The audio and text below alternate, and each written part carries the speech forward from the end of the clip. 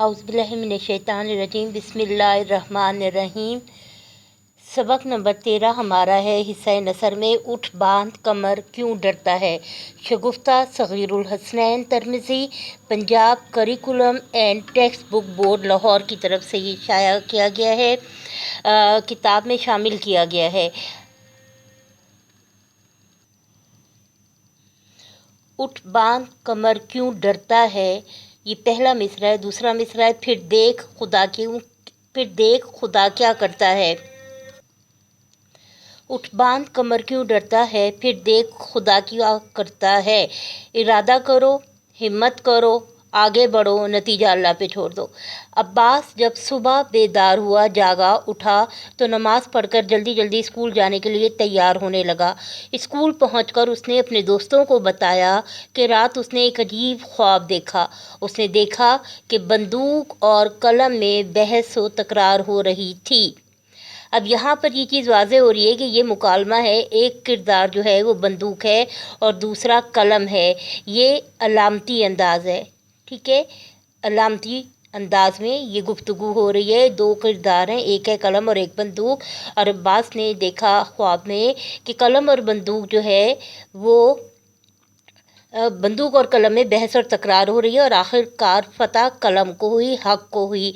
सब दोस्तों ने पूछा, अच्छा वो ख्वाब क्या था? तो अब्बास ने कलम और बंदूक के मुतालिक अपना ख्वाब सुनाते हुए कहा, कलम और बंदूक दोनों पड़ोसी थे, साथ साथ रहते थे, हमसाए थे। उनके दरमियान अक्सर किसी न किसी बात पर तकरार बहस हो जाती थी, जिसकी वजह सिर्फ ये थी कि कलम बंदूक को हमेशा बुरे कामों से मना करता था। एक मर्तबा कलम को अहले इल्म की महफिल में शिरकत के लिए मुल्क से बाहर जाना पड़ गया। वहाँ उसका क़याम, उसकी वहाँ पे रिहाइश थोड़ी तवील हो गई, लंबा अरसा हो गया।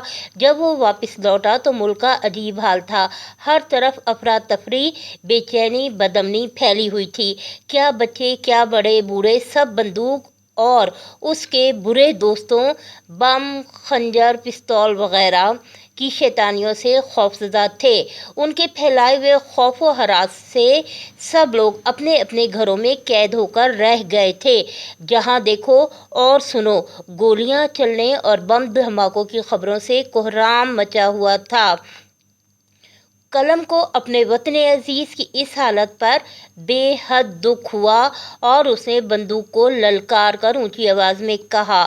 ये मुकालमाती अंदाज में अब चलेगा। कलम कह रहा है, फिर बंदूक, फिर कलम, और कलम और बंदूक का ये अलामती अंदाज में मुकालमा है। कलम, ठहर ए बुज़िल, तुझे कुछ खौफ खुदा नहीं जो तू इस तरह इंसानियत का कत्ले आम कर रही है? जवान, बूढ़े और औरतें, हत्ता कि अब तो मासूम बच्चों के स्कूल भी तेरी शैतानियत से महफूज नहीं। अरे जालिम, देखते ही देखते तूने हमारे हरे भरे आशियाने को, हमारे घर को, हमारी ज़मीन को वीरान कर दिया है।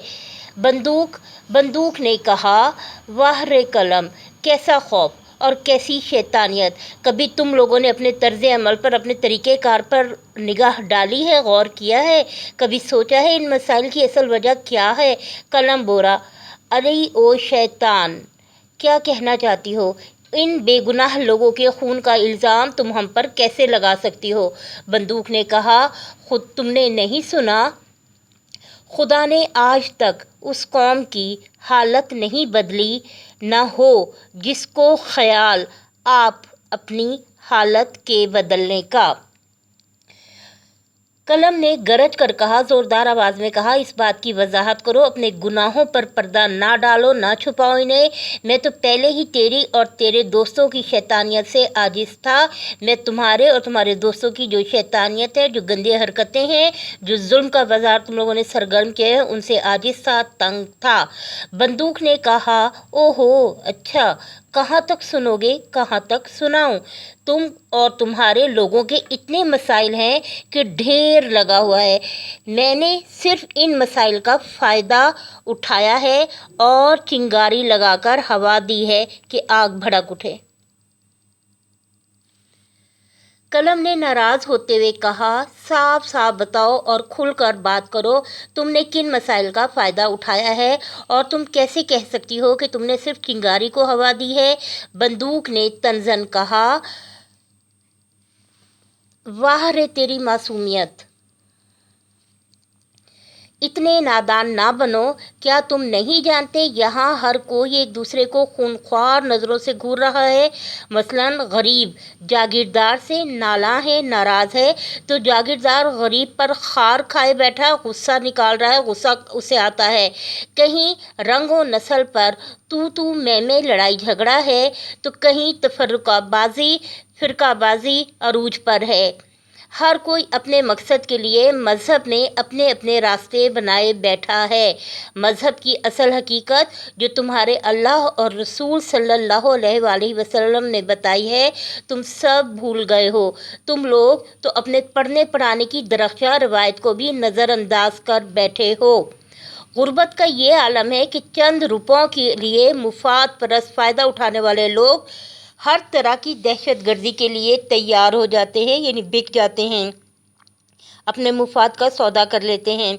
बस मैंने अपने दोस्तों के साथ इन्हीं इख्तलाफात का फ़ायदा उठाया है। अब तुम खुद बताओ मैंने क्या गलत किया है।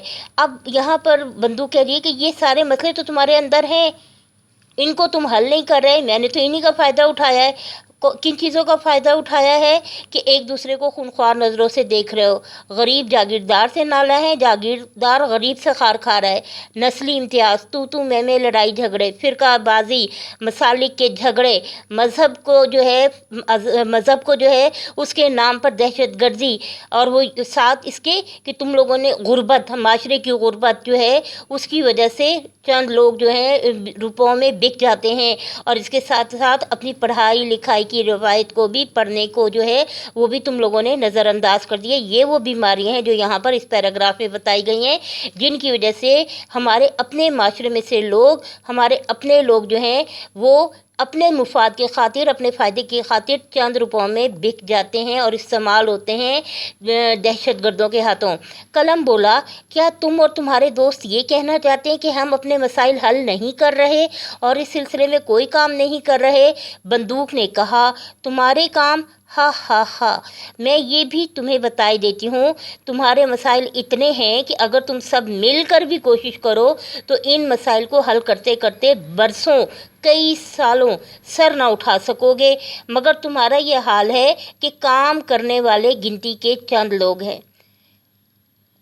इतनी बड़ी कौम पाकिस्तानी, काम करने वाले चंद लोग हैं। ज़्यादातर लोग तंज और तनकीद भरे धुआंधार जुमले बोलते हैं और फिर अफसोस के बाद बिस्किट चाय पीकर रफू चक्कर हो जाते हैं, रफू चक्कर होते हैं, गुम हो जाते हैं, भाग जाते हैं। यूं वो हम जैसे लोगों का भला कर जाते हैं। यानी जब तक आपके दिल में सच्ची लगन नहीं होगी, जज्बे नहीं होंगे, जज्बे सादिक नहीं होंगे, तब तक आप के मसाइल हल नहीं होंगे। हम सबको मुल्क की तरक्की में अपना हिस्सा डालना है। जो इकबाल ने कहा है कि अफराद के हाथों में है अक़वाम की तकदीर, हर फ़र्द है मिल्लत के मुक़द्दर का सितारा। तो हमें अपना जो हिस्सा है तरक्की का वो डालना है, हमें अपने हिस्से का काम करना है। कलम बोला, बस करो ए नादान, अब मैं भी तुम्हारी दाल ज़्यादा देर गलने नहीं दूंगा। यानी ये मुहावरा है, अब तुम्हारी ज़्यादा अरसे नहीं चलेगी, अब तुम ज़्यादा अरसे अपनी जो है दहशत गर्दी और अपना खौफ नहीं फैला सकोगे, और अब तुम जो है तुम्हारी रेशा दवानियाँ, तुम्हारी चालें हमारा नुकसान अब नहीं कर सकेंगी। अब हम संभल गए हैं। तुझे और तेरे शैतान दोस्तों को अपनी पाक सरजमीन से निकाल कर ही दम लूँगा। अब देख मैं तुझे बर्बाद करने के लिए क्या क्या करता हूँ। कलम परेशानी से अपने कमरे में टहलते हुए सोच में गुम हो गया और अल्लाह ताला से दुआ मांगते हुए कहने लगा, यही कहा गया है कि पहले आप अपनी मकदूर भर मेहनत करें, जिस हद तक आप मेहनत कर सकते हैं मेहनत करें, नतीजा अल्लाह पे छोड़ दें, अल्लाह से मदद मांगें। दुआ मोमिन का हथियार है, ये हदीस है। दुआ पे भरोसा रखें, दुआ पे यकीन रखें, मेहनत के बाद अल्लाह पर नतीजा छोड़ दें। या अल्लाह मेरी मदद फरमा कि मैं कैसे इस मुसीबत से अपने वतन अज़ीज़ को निजात दिलाऊं। अचानक उसकी नज़र करीब पड़ी किताब की इस तहरीर पर पड़ी, उठ बांध कमर क्यों डरता है, जबकि दूसरी जगह लिखा था हिम्मत मर्दा मदद खुदा। यहाँ पर आप लिख लीजिए मज़ामीन। آپ کا ایک مضمون ہے ہمت مردہ مدد خدا، یعنی محنت کوشش، اور اس کے ساتھ ہی مضمون علم بڑی دولت ہے۔ ہم نے پڑھا ہوا ہے یہ ٹاپک اسلامیات میں، علم کی فرضیت و فضیلت، وہاں سے ہمیں بہت زیادہ جو ہے وہ مواد مل سکتا ہے تحریر کرنے کے لیے۔ علم بڑی دولت ہے، علم کی فرضیت فضیلت اور علم کے حوالے سے کوئی سا بھی مضمون جو ہے وہ اس کے ساتھ شامل ہے۔ بس پھر کیا تھا، قلم نے پکا ارادہ کر لیا کہ وہ اپنے دوستوں کے ساتھ مل کر اپنے وطن عزیز کے ہر کوچے گلی گاؤں شہر اور کونے کونے ہر حصے میں جائے گا اور ان مسائل کے حل کے لیے اپنی جان کی بازی تک لگا دے گا، جو مسائل جو ہے جن کی نشاندہی کی گئی ہے، اور کسی بھی طرح بندوق اور اس کے شیطان دوستوں کے ناپاک ارادوں کو کامیاب نہ ہونے دے گا۔ وہ یہ ثابت کر دے گا کہ قلم کی طاقت بندوق اور اس کے دوستوں سے کہیں زیادہ ہے۔ یہ خواب سن کر عباس کے دوستوں نے عہد کیا کہ اس جنگ میں وہ بھی قلم کا ساتھ دیں گے اور اپنے وطن کو امن و آشتی کا گہوارہ بنائیں گے۔ مثبت سوچ، مثبت طرز عمل، خوشحال معاشرے، قوم، ملک اور دنیا۔ اگر ہم چاہتے ہیں کہ ہماری دنیا اچھی ہو، ملک، قوم، معاشرہ، گلی محلہ، گھر اچھا ہو، تو مثبت سوچ اور مثبت طرز عمل اپنانے کی ضرورت ہے۔ تم بندوق سے حملہ کرتے ہو، ہم تم پر قلم سے حملہ کریں گے۔ عدل و انصاف کا پرچار کرو، دوسروں کے حقوق کا خیال رکھو۔ مذہب کے نام پر قتل عام کیوں؟ دہشت گردی سے متاثرہ لوگوں کی ہر ممکن دلجوئی کرو۔ اقلیتوں کے حقوق کی حفاظت کرو، ہر طرح کے امن و امان قائم کرو۔ حکومت کی اولین ترجیح دہشت گردی کا خاتمہ ہے۔ پیج 181 پر ہے، ایک قوم بن کر ابھرنا، دہشت گردی کی حوصلہ شکنی، ہر طرح کے اچھے مثبت رویوں کو پروان چڑھانا، غربت کا خاتمہ، دہشت گردوں سے آہنی ہاتھوں سے نمٹنا، سخت اقدامات۔ اسلام امن و آشتی کا مذہب ہے، سلامتی۔ دہشت گردی کو جڑ سے اکھاڑنا اولین ترجیح، مذہبی آزادی اور رواداری۔ دہشت گردی کا پروپیگنڈا کرنے والوں کو بے نقاب کرنا، دہشت گردی کے خاتمے کے لیے بین الاقوامی کانفرنسوں کا انعقاد۔ اسلام میں دہشت گردی کی کوئی گنجائش نہیں۔ دہشت گردی سے نمٹنے والے اداروں کی ہر ممکن مدد کرنا، دوسروں کی رائے کا احترام کریں۔ علم کی فتح، قلم ہنستے ہوئے، علم کی فتح، ہائے ہم مر گئے، بندوق، دہشت گردی کا خاتمہ۔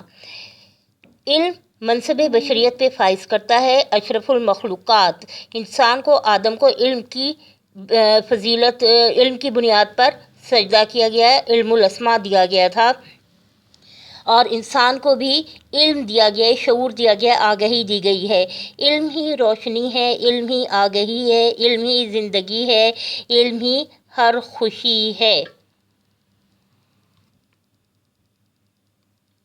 اس کے بعد مشق آ جاتی ہے پیج 182 پر، سبق کے متن کو سامنے رکھ کے درج ذیل سوالات کے مختصر جوابات دینے ہیں۔ پہلا سوال ہے، علم کی طاقت سے کس طرح بندوق کو شکست دی جا سکتی ہے؟ جواب ہے، علم کی طاقت سے ہر طرح کی جہالت، ظلم، دہشت گردی کو شکست دی جا سکتی ہے، کیونکہ علم آگہی ہے، شعور ہے۔ علم ہی کی بدولت انسان اشرف المخلوق کے منصب پر فائز ہوا ہے۔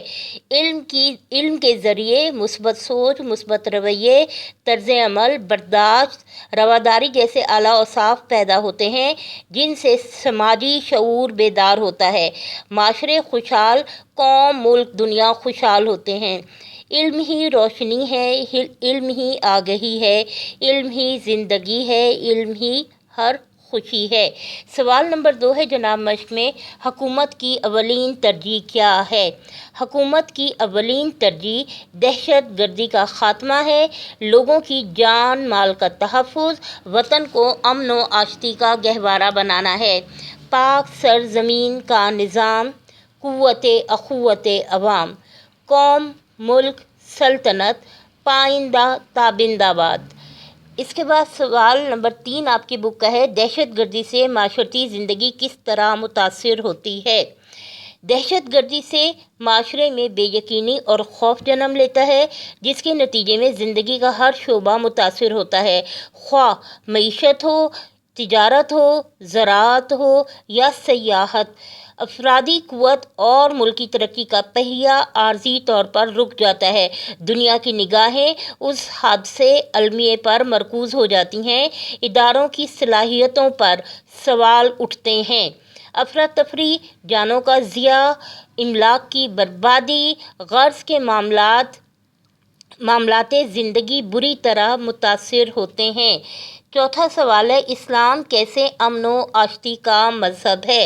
اسلام سلامتی سے ہے، مذہبی آزادی، رواداری، احترام انسانیت کا پیغام دیتا ہے، مساوات، عدل و انصاف، حقوق العباد کے ساتھ ساتھ پرندوں جانوروں سے بھی رحم، ہمدردی، شفقت کا درس دیتا ہے۔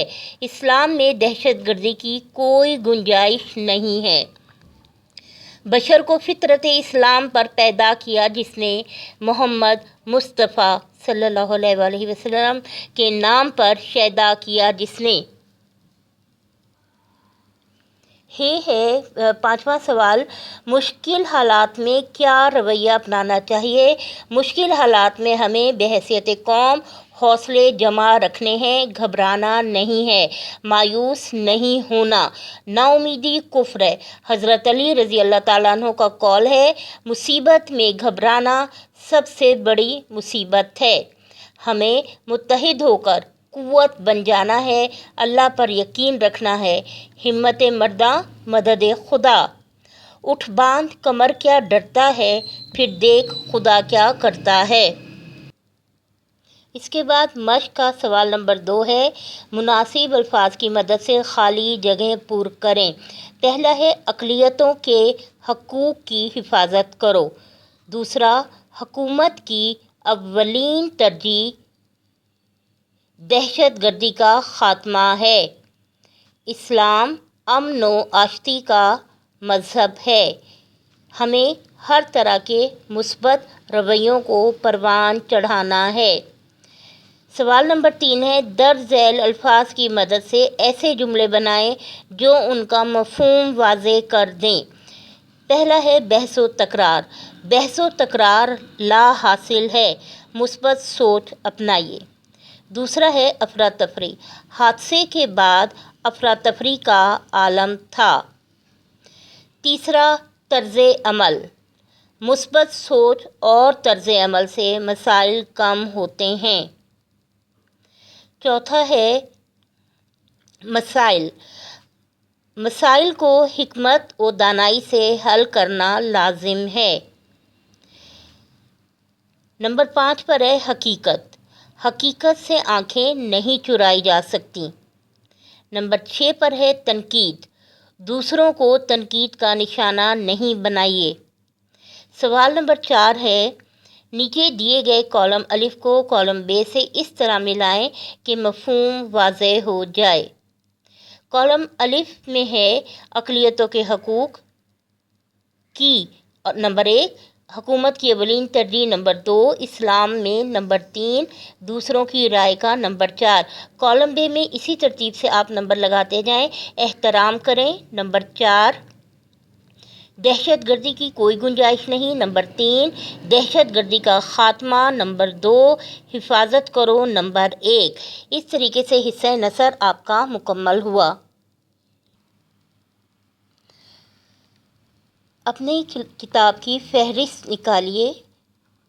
یہاں پر آپ حصہ نثر دیکھیے، مرزا محمد سعید نظریہ پاکستان پرستان کی شہزادی، اردو ادب میں عید الفطر، مجھے میرے دوستوں سے بچاؤ، ملمہ چغلخور، نامدیو، علی بخش، استنبول، خطوط غالب، خطوط رشید احمد صدیقی، اٹھ باندھ کمر کیوں ڈرتا ہے۔ یہ 13 اسباق ہیں حصہ نثر میں۔ الحمدللہ کلاس 10 آپ کے پاس یہ تمام اسباق جو ہیں ان کی ویڈیوز اور لیکچرز جا چکے ہیں۔ الحمدللہ اللہ کا احسان ہے، اللہ کا شکر ہے، اور واقعی یہ شکر کا مقام ہے، کیونکہ یہ میرا تجربہ کہتا ہے کہ جب وقت پر ہر چیز ہر کام ہو جائے تو پھر اس کے نتائج بہت حوصلہ افزا ہوتے ہیں۔ ہمارے پاس 5 جون سے 11 ہفتے تھے جس میں ہمیں نصاب سلیبس کمپلیٹ کرانا تھا۔ اس کو مکمل کروا دیا گیا ہے۔ اب ہم اس پر جتنی مشق کریں گے، جتنی دفعہ اس کی دہرائی کریں گے، جتنی دفعہ ریویژن ہوگی، اتنی ہی کامیابی کے امکانات بڑھتے جائیں گے۔ اب ہمیں اس کو بہت اچھے طریقے سے، یہ نہیں کہ کورس ختم تو کتاب ختم، ایسا نہیں ہے، بالکل بھی ایسا نہیں ہے۔ یہ سوچ غلط ہے۔ حصہ نثر ہمارا یہاں پر آج مکمل ہے، 13 اسباق کا کام ہمارا مکمل ہے۔ ابھی نظم حصہ بھی رہتا ہے اور کچھ غزلیات بھی ہیں، لیکن انشاءاللہ وہ بھی اسی دوران ان 11 ہفتوں میں ہم پوری کوشش کریں گے کہ مکمل کر لیں، تاکہ جب اسکول کھلے یا کسی بھی صورت میں ہمارے پاس دہرائی کا وقت ہمیں ملے۔ کیونکہ ابھی میں نے اس وقت بھی ذکر کیا تھا پچھلی ویڈیو میں بھی کہ کلاس 10 کا رزلٹ آیا ہے۔ ظاہر ہے 10 کے امتحان تو نہیں ہوئے تھے، 2 یا 3 پیپر ہوئے تھے، تو ان کا وہ رزلٹ جو ہے کلاس 9 کا جو رزلٹ تھا اس کے مطابق تیار کیا گیا ہے۔ اور آپ کے تو 9 کے ایگزام نہیں ہوئے۔ اب دیکھیں کیا صورتحال بنتی ہے۔ 10 کے جتنے پیپر ہیں ہمارے لیے بہت اہم ہے۔ ہمیں وقت پہ اپنا سلیبس بھی مکمل کرنا ہے اور ہمیں پریکٹس کے لیے زیادہ سے زیادہ ٹائم بھی نکالنا ہے۔ ہمت نہ ہارو، آگے بڑھو، اب منزل دور نہیں۔ اٹھ باندھ کمر کیوں ڈرتا ہے، پھر دیکھ خدا کیا کرتا ہے۔ اللہ حافظ، اپنا خیال رکھیں، سب کا خیال رکھیں۔